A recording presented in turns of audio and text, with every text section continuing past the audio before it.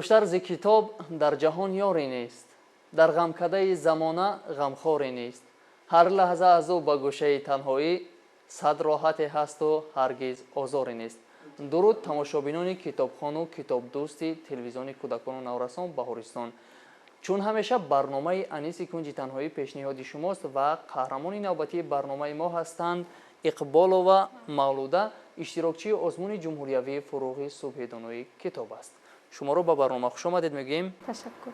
хуб мавлудабону, биёед сараввал худатонро хубтар муаррифӣ кунед. Ман Иқболова Мавлуда, хонандаи синфи даҳуми лицеи донишгоҳи давлатии тиҷорати Тоҷикистон мебошам. Ташаккур мавлудабону. хуб мегуфтед ки шумо дар озмуни ҷумҳуриявии фурӯғи субҳи донои китоб аст. аз рӯи кадом намина ширкат меварзед? Ман аз рӯи номинатсияи хондан ва азод кардани адабиёти ҷаҳон ширкат меварзам. Ташаккур. барои чӣ маҳз номинатсияи хондан ва азёд кардани осори адибони ҷаҳонро интихоб кардед ва осори адибони бачагона ки ин қадар шавқовар аст инро не ва осори адибони классики ё ин ки муосирро не маҳз ҳамин номинатсияро интихоб намудед? Чунки ман аз кӯдакиам ба ҳамин номинатсия шавқу завқи зиёд ёфтам. ташаккури зиёд. хуб мегуфтед ки аввалин китобе ки шумо аз ин номина мутолиа кардед кадом китоб аст? Аввалин китобе ки ман мутолиа намудам ин аз адабиёти рус, яъне аз осори Александр Сергеевич Пушкин, чунки асосгузори адабиёти рус мебошад, мутолиа намудам. хуб шумо метавонед ки дар бораи ин китоб баҳри мо ва баҳри тамошобинони мо камтар маълумот диҳед? аввалин китоби мутолиа намудаи ман ин китоб дар бораи се духтаракон ва дар бораи султон ривоят мекунад. хуб қаҳрамони асосии ин китоб кист? қаҳрамони асосии ин се духтаракон мебошанд ки онҳо дар якҷо нишаста орзуе доштанд. орзуе доштанд. пас онҳо ба орзуи худ расиданд ё на? На, яктоаш ба орзуаш расид, вале дутои дигараш не. хуб мегуфтед ки онҳо чӣ орзу доштанд дар дили хеш ки яктояш расиду дутои дигараш не?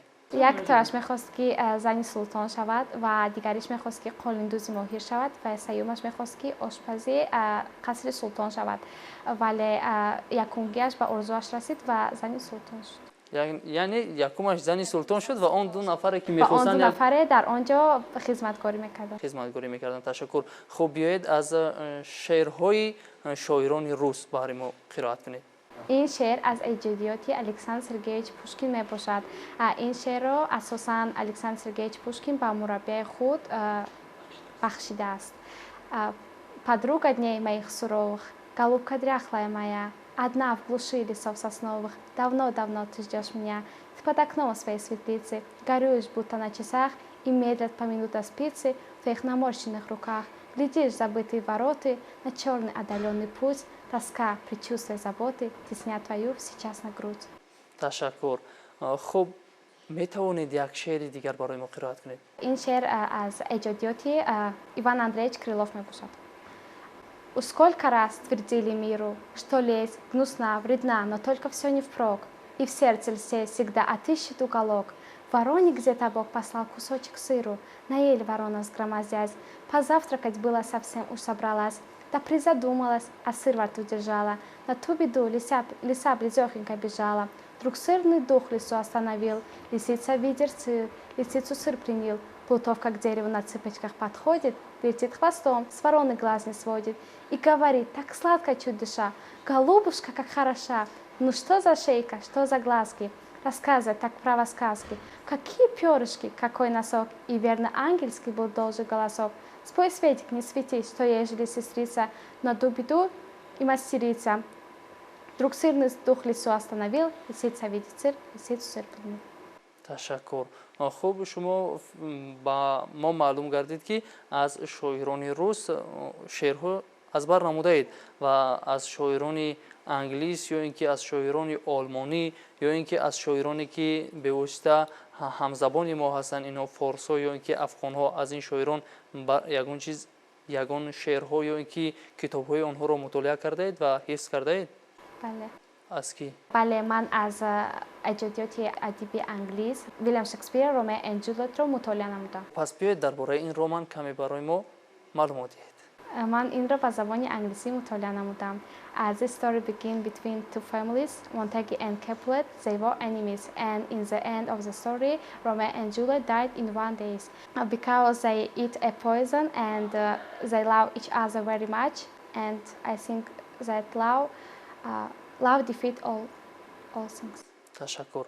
хуб мавлудабону, шумо аз шоирони хориҷа шеърҳои дар васфи модар ё ин ки дар васфи падар эҷод кардаи онҳоро аз худ кардаед? Бале. метавонед қироат кунед? Бале. شعر خلقی انگلیس. My dear mother, I love you very much. I want you to be happy on the 8th of March. Be happy on the 8th of March. ташаккур. хуб барои падар чӣ? Аз эҷодиёти халқи рус. Спасибо, милый папа, что ты достался мне. Люблю улыбку ясную, как свет она во сне. мавлудабону, ман фикр мекунам ки шумо дар баробари оне ки аз шеърҳои шоирони хориҷа ҳифз кардаед, фикр мекунам ки аз шеърҳои адабиёти классики форсу тоҷики мо низ бархурдоред ва ҳифз кардаед. шумо метавонед ки аз ашъори сардафтари адабиёти классики форсу тоҷики мо устод абабуллоҳи рӯдаки баҳри мо як шеъре қироат кунед. То ҷаҳон буд аз сари одам фароз, кас набуд аз роҳи дониш бениёз. мардумони бихрад андар ҳар замон, роҳи донишро ба ҳар гуна забон гирд карданду гиромӣ доштанд, то ба санг андар ҳаме бингоштанд. дониш андар дил чароғи равшан аст, баъз ҳама бад бар тани ту ҷавшан аст. ташаккури зиёд. албатта воқеан дониш ба мисли ҷавшане ҳаст ки моро аз ҳама бадиҳо нигоҳ медорад. пас моро мебояд ки ҳамеша китобхон бошем, ҳамеша баҳри рушди илму дониши худ саъю талош варзем. ва мавлудабону мегуфтед ки шумо аз рӯи он низомномае ки тасдиқ шудааст дар соли 2022 тасдиқ шудааст, шумо аз рӯи ана ҳамон низомнома ба озмуни ҷумҳуриявии фуруғи субҳи донои китоб аст омодагии худро дида истодаед? бале. шумо боре ҳам фикр накардед ки танҳо аз рӯи низомнома барои озмун ё ин ки барои ҳамон берун аз низомнома напаромадед? аз сабабе ки ман таълимамонро ба забони русӣ мегирам ва барои ҳамин ман бештар асарҳоямон ба забони русӣ мутолиа намудам. хуб, кадом асарҳоро бо забони русӣ мутолиа кардаед? мисол аз Тургенев «Муму».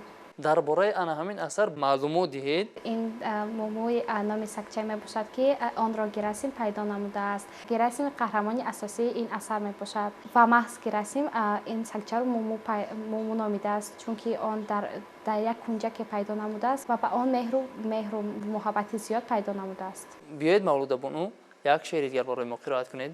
порча аз эҷодиёти Михаил Юрьевич Лермонтов «Парус».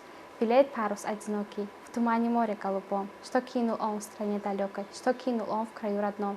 Играют волны, ветер свищет, и мачта гнется и скрипит. Увы, он счастья не ищет и не от счастья бежит. ташаккур. хуб, шумо зарбулмасалу мақол аз адабиёти хориҷа ба мо гуфта метавонед? ман ҳам аз эҷодиёти адибони хориҷа ва ҳам аз эҷодиёти адабиёти тоҷик зарбулмасалу мақолҳо аз бар намудам. олими беамал, занбури беасал, фарзанди бад доғи падар, фарзанди нек боғи падар. сухан агар зар аст, сукут гавҳар аст. век живи, веку чиз. ба моҳ шинӣ моҳ шавӣ, ба дек шинӣ сиёҳ шавӣ. ташаккур мавлудабону. хуб, шуморо бори дигар ба барнома хуш омадед мегӯем ва дар охири барнома ба ҳамсолони хеш чӣ гуфтанӣ ҳастед? ман мехоҳам ки сафи иштирокчиёни фуруғи субҳи доноӣ зиёд шавад. ташаккури зиёд. бинандагони азиз, ягона нафаре буд ки хоҳиши онро дорад ки сафи иштирокчиёни озмуни ҷумҳуриявии фуруғи субҳи донои китоб аст зиёд шаванд. пас ҳамеша кӯшиш кунед китобхон бошед ва дар озмуни ҷумҳуриявии фуруғи субҳи донои китоб аст ширкат варзед. ба шумо муваффақият хоҳон ҳастам, мавлудабону. бинандагони азиз, ёдрас мешавем ки қаҳрамони барномаи мо буданд мавлудабону, иштирокчии озмуни ҷумҳуриявии фуруғи субҳи донои китоб аст ки бевосита дар литсеи донишгоҳи давлатии тиҷоратии Тоҷикистон таҳсил мекунанд. ба ҳамаи шумо барор хоҳан ҳастем. то барномаҳои дигар.